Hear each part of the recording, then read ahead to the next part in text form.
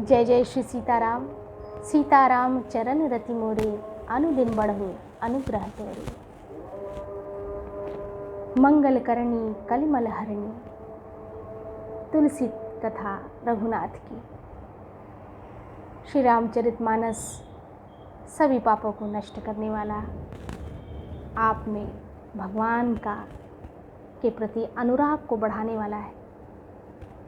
मानस को सुनने से भगवान के और आप करीब चले जाते हैं।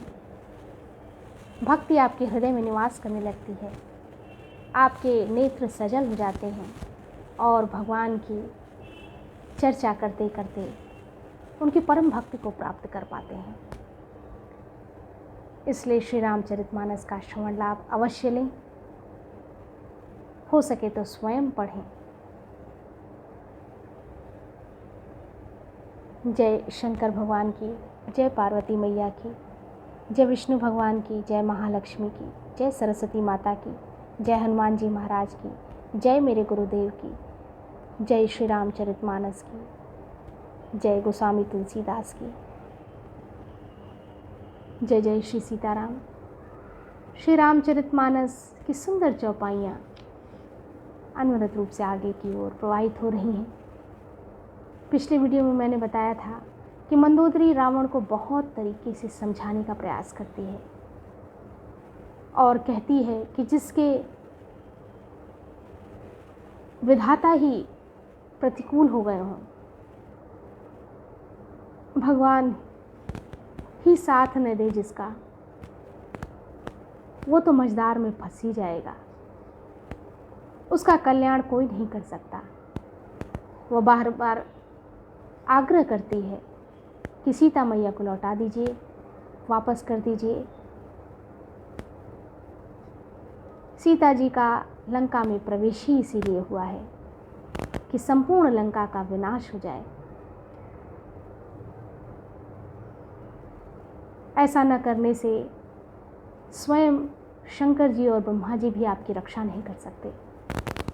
वो आग्रह करती हैं, उनके आग्रह पर रावण हंसता है और कहता है कि जिससे लोकपाल संपूर्ण सृष्टि डरती हो, उसकी पत्नी का ऐसा कथन हास्यप्रद है। स्त्रियों का स्वभाव ही डरपोक होता है, वो डरती हैं, मंगल में भी अमंगल ही सोचती हैं। ऐसा कहकर वह सभा की ओर चला गया। अब आगे बैठे वो सभा खबर यस पाई, सिंधु पार से ना सब आई। बूझे से सचिव उचित मत कहूँ, ते सब हंसे मष्ट करी रहूँ।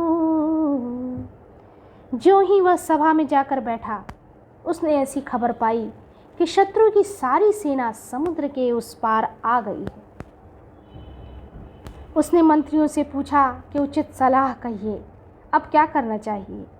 तब वे सब हंसे और बोले कि चुप किए रहिए, शांत रहिए, इसमें सलाह की कौन सी बात है। भला इसमें सलाह की क्या आवश्यकता है, सिर्फ और सिर्फ शांत रहिए। जीते हो सुरासुर सुरासुर तब श्रम नाही, नर बानर के ही लेखे माही। अब आपने देवताओं और राक्षसों को जीत लिया, तब तो कुछ भ्रम ही नहीं हुआ, फिर मनुष्य और वानर किस गिनती में है। आप परम बलशाली प्रतापी राजा हैं। आपने राक्षसों देवताओं सभी को जीत लिया, फिर वानरों के लिए क्या सोच रहे हैं, मनुष्य के लिए क्या सोच रहे हैं। सचिव वैद गुर तीनी, जो प्रिय बोल ही भयास। राज धर्म तन तीन कर, होई बेग ही नास। मंत्री, वैद्य और गुरु, ये तीन यदि अप्रसन्नता के भय या लाभ की आशा से हित की बात न कहकर प्रिय बोलते हैं। ठाकुर सुहानी कहने लगते हैं तो क्रमशः राज्य, शरीर और धर्म, इन तीनों का शीघ्र ही नाश हो जाता है। इसीलिए सही बात, सही सलाह ही देनी चाहिए। रावण के लिए भी वही सहायता संयोग आ बनी है। मंत्री से सुना सुना कर मुंह पर स्तुति करते हैं, जो वो चाहता है वही वो बोलते हैं, एक प्रकार की स्तुति ही हुई। इसी समय अवसर जानकर विभीषण जी आए। सोई रावण कहु बनि सहाई, अस्तुति करहि सुनाई सुनाई, अवसर जान विभीषण आवा। इसी समय अवसर जानकर विभीषण जी आए। उन्होंने बड़े भाई के चरणों में सिर नवाया, भ्राता चरण शीस तेहि नावा। फिर वे सिर नवाकर अपने आसन पर बैठ गए। पुन सिर नाई बैठ निज आसन, अपने आसन पर बैठ गए। बोला बचन पाई अनुशासन, और आज्ञा पाकर ये वचन बोले, हे कृपालु, जो कृपाल पूछे हूँ मोहि बाता, मति अनुरूप कहूँ हित ताता। हे कृपालु, जब आपने मुझसे बात या राय पूछी ही है तो हे तात, मैं अपनी बुद्धि के अनुसार आपके हित की बात कहता हूँ। जो भी मेरी बुद्धि है, जितना भी मैं समर्थ हूँ, मैं अपनी बात आपके समक्ष रखता हूँ। जो आपन चाहे कल्याणा,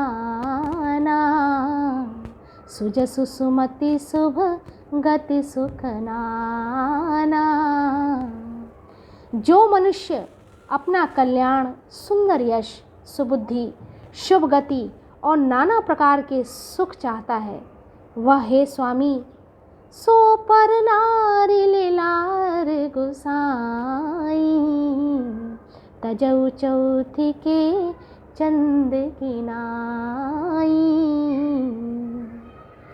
वह हे स्वामी पर स्त्री के ललाट को चौथ के चंद्रमा की तरह त्याग दे। विभीषण जी ने बहुत ही सुंदर ढंग से समझाने का प्रयास किया। कहा, जो मनुष्य अपना कल्याण, सुंदर यश, सुबुद्धि, शुभ गति और नाना प्रकार के सुख चाहता है, वह हे स्वामी पर स्त्री के ललाट को चौथ के चंद्रमा की तरह त्याग देता है। त्याग दे अर्थात जैसे लोग चौथ के चंद्रमा को नहीं देखते, उसी प्रकार पर स्त्री का मुख ही न देखे। ऐसा कहा विभीषण जी ने। 14 भुवनों का एक ही स्वामी हो, वह भी जीवों से वैर करके ठहर नहीं सकता, नष्ट हो जाता है। 14 भुवन एक पति होई, भूत द्रोह तिष्ठई नहीं सोई। गुण सागर नागर नर जो,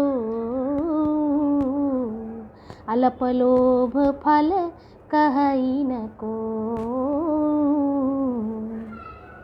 जो मनुष्य गुणों का समुद्र और चतुर हो, उसे चाहे थोड़ा भी लोभ क्यों न हो, तो भी वह कोई भला नहीं कहता। ये बिल्कुल सही बात है। अगर मन में लोभ हो तो आप उस दूसरे व्यक्ति की चाटुकारिता ही करेंगे, सही मायने में उसका भला नहीं करेंगे, भले वाली बात नहीं कहेंगे। काम क्रोध मद लोभ सब नाथ नरक के पंथ, काम क्रोध मद लोभ सब नाथ नरक के पंथ। सब परिहरि रघुबीरहि, भजहु भजहि जेहि संत। हे नाथ, हे प्रभु, काम, क्रोध, मद और लोभ, ये सब नरक के रास्ते हैं। ये सब जितनी भी चीज़ें हैं वो सब नरक को ले जाती हैं।